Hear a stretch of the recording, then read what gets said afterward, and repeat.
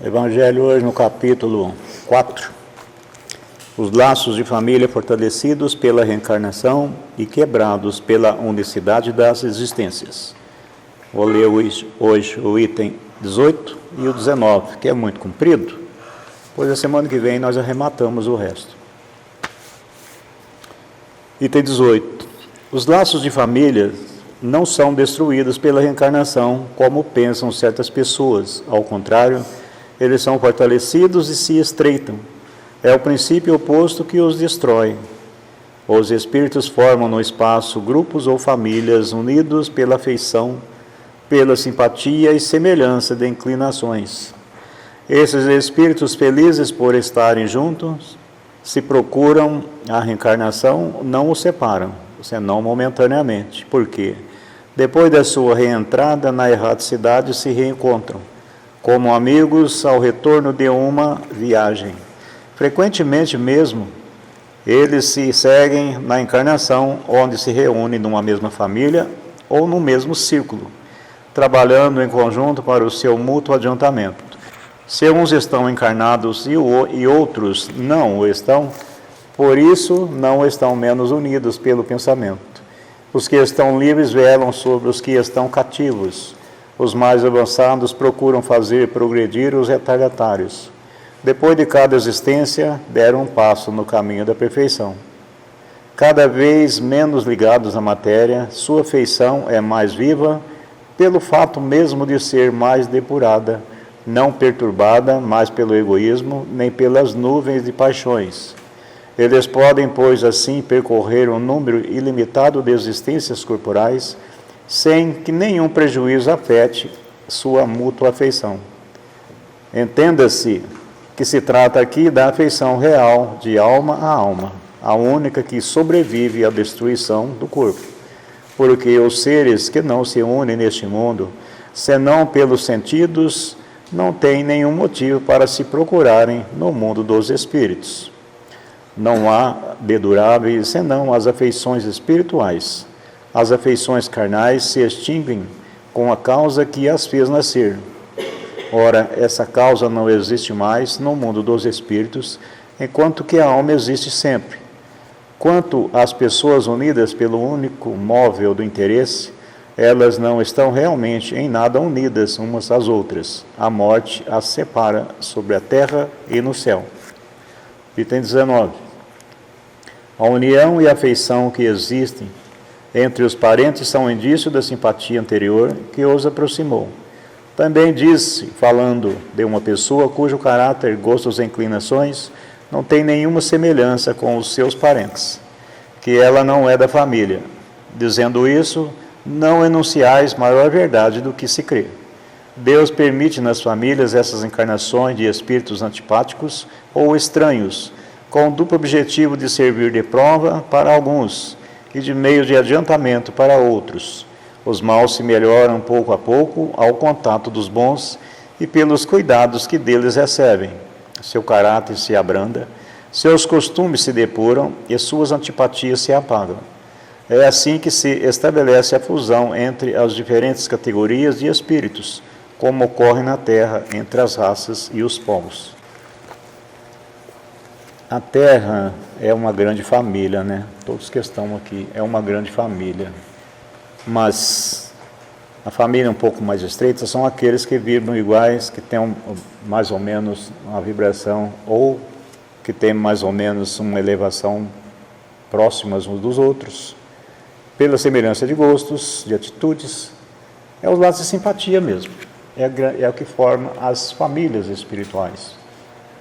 E quando se encarnam, muitos descem na encarnação, esses espíritos simpáticos se formam as famílias, formam as comunidades, formam os grupos que participam de trabalhos religiosos, formam cidades, tudo por simpatia, por causa de semelhança.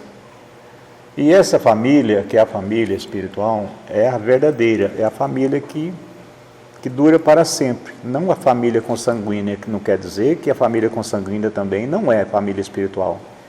Mas alguns não é. Alguns que estão encarnados na família não faz parte da família espiritual. São pessoas completamente estranhas, que às vezes são colocados na família por necessidade, né? Porque eles precisam estar num lugar onde que eles serão ajudados por aqueles que ali estão reunidos, e para servir também de prova e expiação para algumas famílias, né? Que às vezes estão em dívidas com alguns espíritos, então são colocados ali para poder eles serem ajudados e servir de provação para que a família. Então, por esse motivo, todos nós somos uma única família.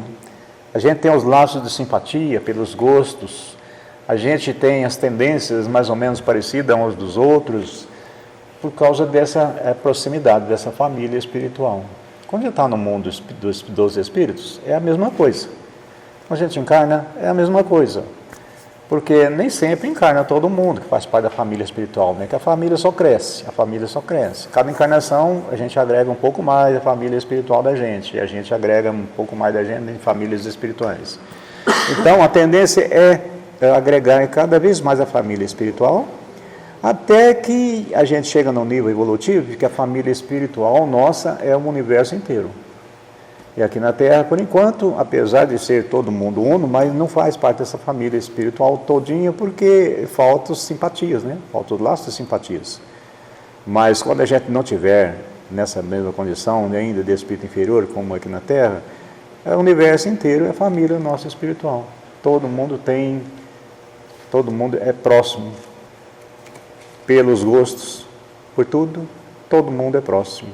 Quando chega a um nível de evolução alto, então não existe mais separação.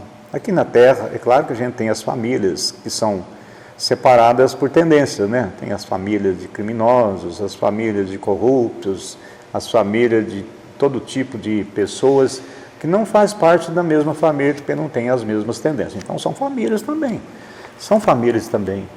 Mas todos nós já temos os nossos agregados que vivem juntamente conosco, tanto de lá como de cá.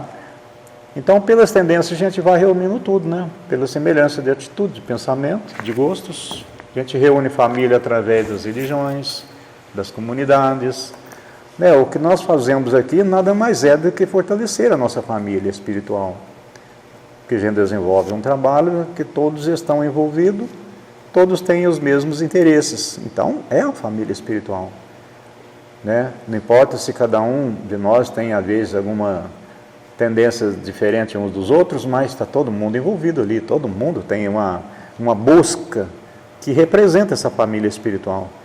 E não é só dos que estão de cá, não, os que estão do outro lado também. Porque não é impossível encarnar todo mundo num planeta, né? Então, as encarnações descem uma parcela menor e a parcela maior sempre fica do lado de lá. Porque é impossível que se reencarne todo mundo ao mesmo tempo, né? Não fica ninguém do outro lado. Se não tiver nenhum espírito do outro lado, como é que fica? Né? Tem que ter gente de lá. Vira um céu aqui embaixo. Então, vira. Então, por isso que a porcentagem que encarna aqui é mínima. A grande maioria fica do outro lado.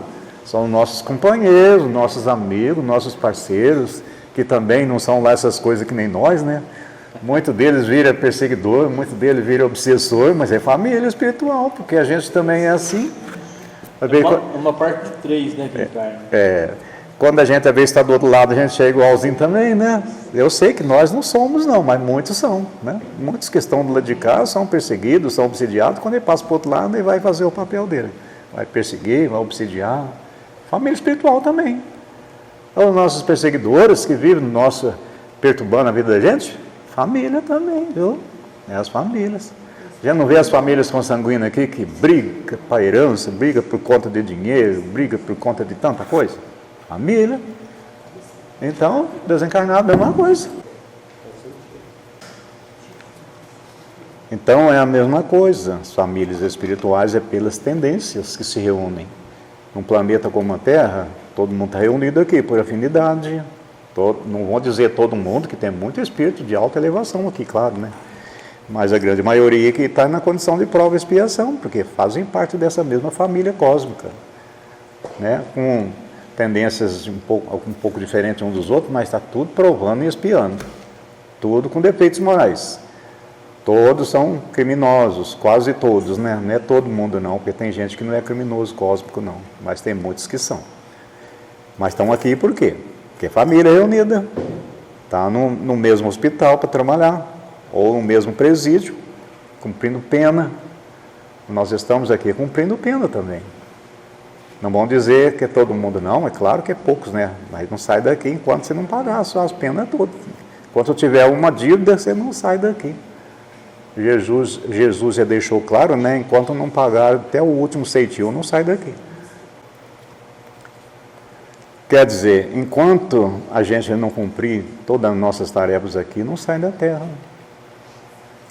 Então, nós estamos aqui para desenvolver todo o nosso potencial, quitar os nossos débitos, fortalecer os nossos laços de família e para trabalhar em benefício uns dos outros.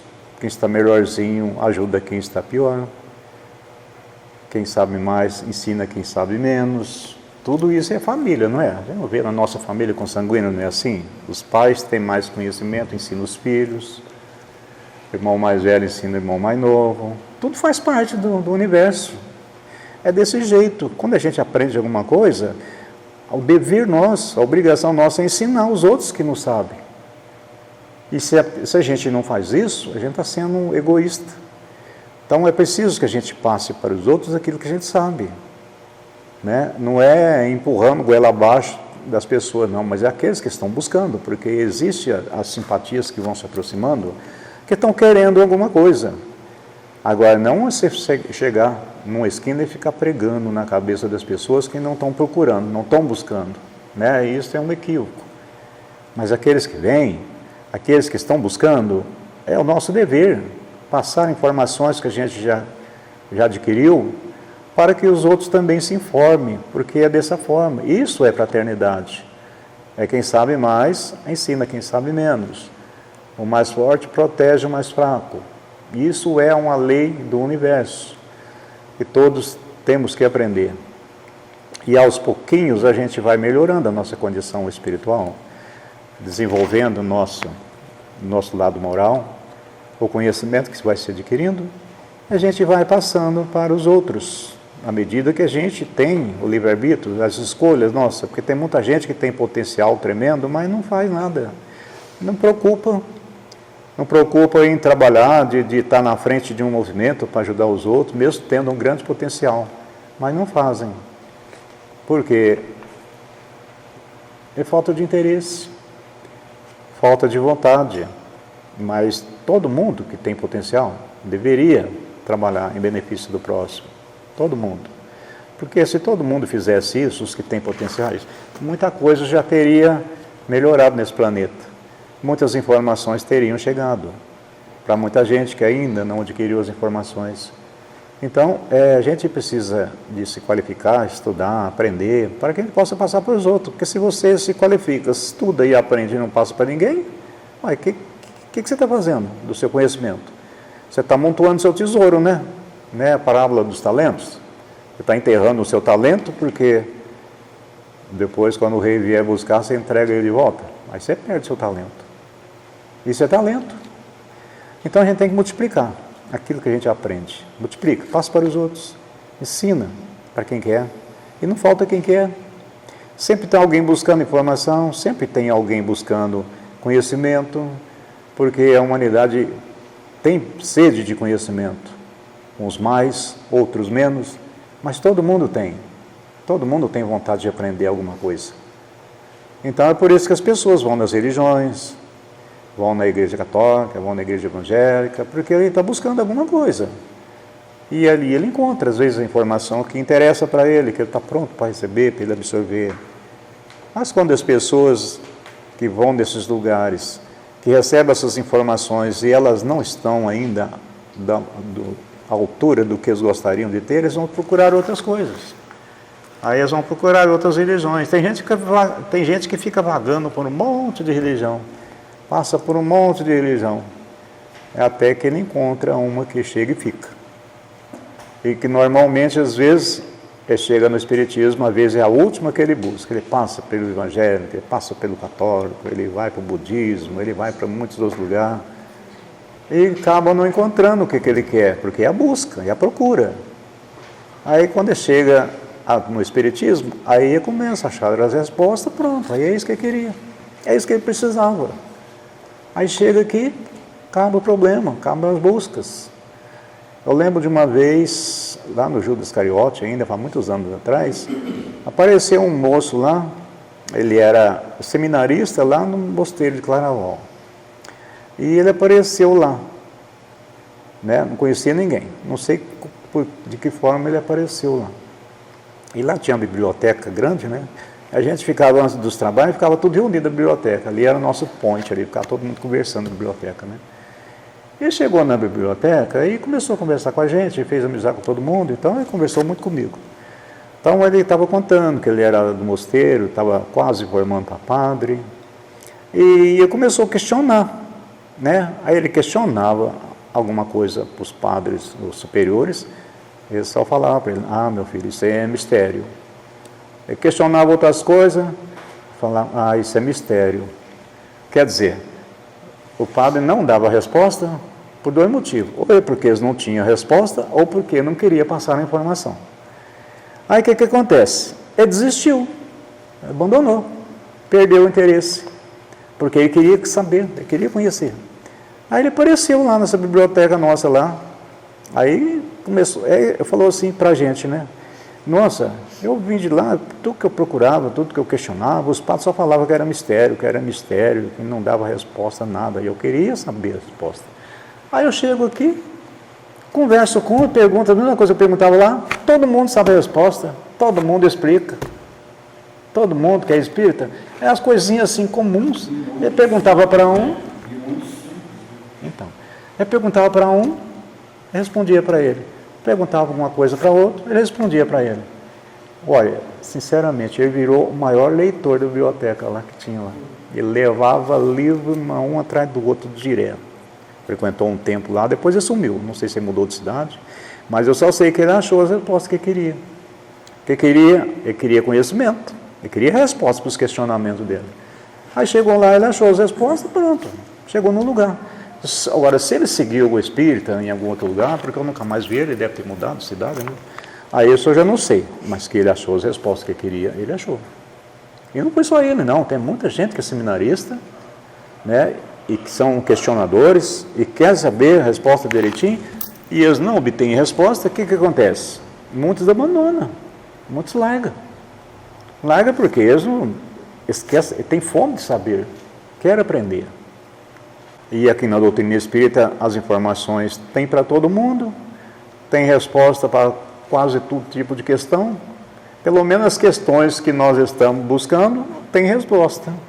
É claro que hoje em dia já tem algumas questões que a resposta não está na doutrina espírita, mas pelo menos o que diz respeito à espiritualidade, tudo está. Se a gente for buscar outro tipo de questões, aí não está na doutrina mesmo não, mas você tem outras fontes. Mas que diz respeito à espiritualidade, à evolução do espírito, à permanência, à eterna reencarnação, tudo você acha na doutrina espírita. Então, vai buscar mais o quê? O que a gente vai buscar mais, se a gente já tem resposta para tudo aqui? Então, é por isso que a gente conversa com os espíritos, eles não têm essas informações também, a gente passa as informações para eles. É a verdade que liberta, a gente vai libertando um monte de espíritos, levando para eles verdades, porque os espíritos que estão do outro lado, eles são mais ignorantes até do que os que estão de cá encarnados. Porque a maioria esmagadora dos espíritos desencarnados, eles não conhecem nada de espiritualidade, não tem conhecimento de nada, e a gente tem por obrigação esclarecê-los, levar respostas para eles. Aí a resposta é uma vez só que chegou uma vez só, a resposta acabou, aquilo ali já leva para um sistema de vida permanente dele, aquela resposta já preenche tudo o que ele precisava saber. O espírito nunca mais é o mesmo depois que ele tem resposta que esclarece. Então esse é o grande papel nosso, esclarecer mentes encarnadas e desencarnadas, porque qualquer coisa que a gente possa levar, ou de questões mais elevadas ou menos elevadas, você está levando esclarecimento. Então todo mundo tem potencial, porque tem conhecimento. Então qualquer uma conversa com qualquer espírita, mesmo que não seja grande estudioso, mas ele já tem uma conversa à altura mais espiritualizada do que outras pessoas. Isso não quer dizer que outras religiões, pessoas que frequentam outras religiões, não têm grandes respostas também, espiritualmente falando, porque são espíritos graduados também, são espírito bom, está ali porque gosta do meio. Mas buscar respostas mais científicas, mais esclarecedoras, acho que a doutrina espírita, acho que está, pelo menos que a gente vê até agora, está no topo, né, de informações que chegam para nós. Não tem segredo, né? Não tem segredo e é simples. Não tem mistério, não tem nada misterioso, não tem nada complicado, são respostas simples. Você estuda o livro dos Espíritos, você vê ali entre as questões e as respostas, são coisas simples, que você, lógico que precisa ter horas para ver, que tem algumas interpretações que você precisa buscar, mas as respostas vêm tudo quase mastigadas para você. É lógico que você pode ampliar um pouco mais, porque era impossível trazer uma resposta tão mastigada que aí não ia caber num livro. Aí a gente vai expandindo a consciência, aí você vai aumentando o grau de resposta que você adquire com aquilo ali. Porque uma pergunta e uma resposta do livro dos Espíritos, para aqueles que estão iniciando, que ainda não têm uma consciência expandida, ele vai entender completamente o que tem ali de pergunta e de resposta. Mas se ele tiver uma expansão de consciência maior, aquela resposta já é pequena para ele. Ele já vai ter muito mais resposta, porque ele já, a expansão de consciência dele, ele já tem mais esclarecimento para entender muito mais do que só o que está escrito ali. Apesar de que o que está escrito ali já é o suficiente para a grande maioria se esclarecer e se iluminar. Mas com expansão de consciência, a gente adquire mais respostas. Você lê um texto pequenininho, você interpreta aquilo ali, ou você vai pondo palavras e palavras, vai preenchendo páginas, tudo em cima daquilo ali. Não está escrito ali, mas você está extraindo aquele conhecimento. A expansão de consciência que faz isso com as criaturas. Porque quem não tem expansão de consciência, fica limitado mesmo, não tem como. É uma limitação, é normal, processo evolutivo. Mas a pessoa que evolui, que expande a consciência, ele já tem uma interpretação muito maior. É o que diz respeito aos estudiosos da Bíblia. Quem tem uma expansão de consciência, estuda a Bíblia, já vê coisas que a maioria dos pastores que estuda décadas não consegue entender. Só entende o que está escrito ali. Não entende a profundidade. Quem tem expansão de consciência já vai ter respostas multiplicadas do que está escrito ali. Então, a Bíblia é um livro complexo e profundo também. Só que, infelizmente, a grande maioria não tem expansão de consciência suficiente para compreender. Eu acho que isso também é um pouco providencial, né? Porque se fosse um livro fácil de compreender, as pessoas nem iam ter uma busca pela Bíblia. Então, é um livro que, aparentemente, só tem aquelas respostas bem religiosas, e as pessoas levam aquilo ali para um lado religioso e vivem aquilo ali. Né? E as pessoas vivem praticando umas vidas ritualísticas para a eternidade, que se não houver uma intervenção espiritual, isso eu estava falando antes, se não houver uma intervenção espiritual, os rituais continuam para a eternidade. Os mesmos rituais que praticavam depois de que o Cristo morreu, continua até hoje, mais de 2000 anos, continuam os mesmos rituais, não muda nada. O que o Cristo ensinou, muito pouco é aprendido. Ninguém se atenta, quase ninguém se atenta, o que o Cristo deixou realmente de ensinamento, mas fica mais interessado na morte, na crucificação, na ressurreição, fica só nisso. Já há mais de 2000 anos, continua do mesmo jeito. E se não houver uma intervenção espiritual como está tendo agora, para que essas coisas acabem, para que os paradigmas deixem de existir, muito embora a resistência é muito grande, mas vai acabar. Muita gente vai surtar, não vai querer, mas não tem como, vai ter que acabar. Esses rituais vai daqui 2000 anos, está de novo a mesma coisa. Está todo mundo matando Jesus na sexta-feira da paixão, está a ressurreição no domingo de Páscoa, daqui uns 4, 5 mil anos está a mesma coisa. Eu estou falando isso porque as religiões, muito antes do cristianismo, aquelas religiões islâmicas, judeus, judaicas, que são muito mais antigos, eles continuam com os rituais, mesma coisa, desde o seu início até hoje. Não mudaram nada, não muda nada. Então a humanidade fica presa a um ritualismo que não edifica ninguém, que não espiritualiza ninguém, mas fica preso ali, como se aquilo ali fosse o suficiente para uma salvação ilusória. Então é preciso que isso acabe, deixe de existir. Por isso que essas mudanças estão acontecendo agora, porque planeta de regeneração é impossível esse tipo de rituais existir. Então, se o momento está de transição, a espiritualidade está trabalhando em cima disso, para que isso acabe. Isso aí é uma grande besteira, uma grande bobagem, uma grande infantilidade, ficar com essas bobagens de procissão com vela, domingo de ramos, vai benzer os ramos na igreja, nas missas. Quer dizer, é uma infantilidade muito... É uma infantilidade que eu vou te contar, não dá para entender o tamanho da infantilidade. Então essas coisas precisam acabar, né? Domingo eu estava na feira, domingo passado, né? Eu vi o povão tudo saindo da igreja lá com os ramos na mão. Eu falei, nossa, eu fico só pensando, nossa, mas que infantilidade. Para que serve esses ramos, será? Será que eles guardam? Para que serve? Para no portão. Para que tem? Para que não pode pôr? Proteger a casa. Ah, para proteger? O ramo protege a casa? Que é isso? Os irmãozinhos vai tudo no ramo para casa. Né, protege a casa. Você que não tem uma vibração boa para proteger a sua casa, não, para você ver se você protege. Você pode pôr um mato lá na porta. Você pode pôr uma moita ali que não protege a sua casa, não. É porque faz a proteção da casa, é a vibração de quem mora lá dentro. E os méritos de quem mora lá dentro, as parcerias que ele tem, que ele é merecedor de proteção. Por fora isso, o ramo não tem nada a ver. As pessoas põem uma fé danada num ramo, né? Eu fico bobo de ver umas coisas dessas. Mas, se não houver intervenção espiritual, que está acontecendo neste momento, porque o planeta está passando para a regeneração, então essas coisas vão sair, vão cair por terra. Isso aí não vai existir mais. Rituais não vai existir mais. Religião pode continuar, mas sem ritual. Vai ser difícil, porque as pessoas estão tão arraigadas com os rituais que é muito difícil desligar disso. Mas as novas gerações das religiões, eles vão acabar com os rituais. É que as velhas gerações, enquanto existir, ainda continuam com os rituais. Mas os novos padres, os novos pastores, eles já vão vir diferente. Eles já vão abolir todas essas coisas. Os novos umbandistas, os novos candomblecistas, essas coisas, os rituais que existem ali, gradativamente vão desaparecer, porque fica só o lado espiritual, igual é no espiritismo. Não tem ritual, não tem nada. Então já pratica uma religião sem dogmas, sem rituais, porque já nasceu assim. Então já nasceu assim, então continua assim.